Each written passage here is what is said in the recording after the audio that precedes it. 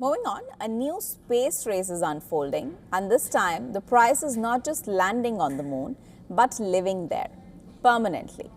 And America's NASA is now betting nearly $20 billion on what could become humanity's most expensive home. Our next report gets you more. Take a look.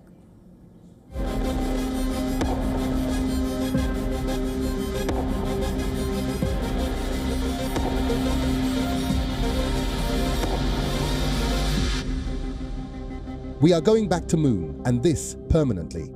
That's the big announcement from NASA. US wants to land Americans back on the moon before President Trump leaves office in January 2029. NASA will establish the moon base in the lunar South Pole region. Jeff Bezos's Blue Origin will provide landers to deliver moon buggies to the lunar surface. NASA also revealed that private players would be providing rovers and drones for a sprawling moon base.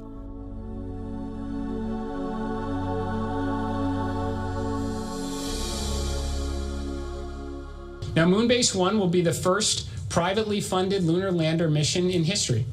The Blue Origin Mark I Endurance lander will deliver multiple payloads to the Shackleton Connecting Ridge, a strategic area of the lunar South Pole.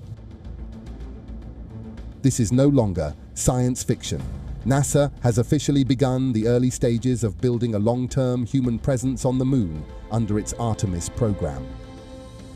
The US Space Agency reveals that it would be done in 3 phases.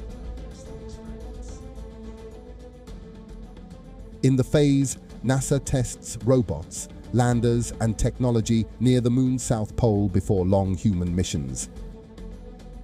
Then in Phase 2, which begins in 2029, early habitats, power systems and rovers are built as astronauts begin longer stays.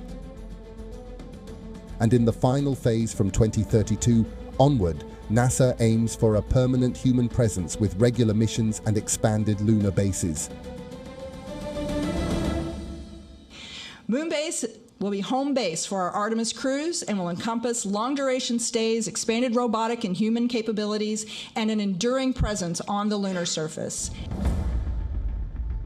NASA is competing with China to return humans to the lunar surface, meaning the American Space Agency is under pressure to appear to be winning the new space race. China has already landed robotic missions on the far side of the moon and is working with Russia on plans for a nuclear power station for its lunar base, which is plans to build by 2035. Space is increasingly viewed not just as a scientific frontier, but as a domain tied to technology, military capability, and geopolitical influence. The moon itself also holds valuable resources. Scientists believe frozen water exists near the lunar poles.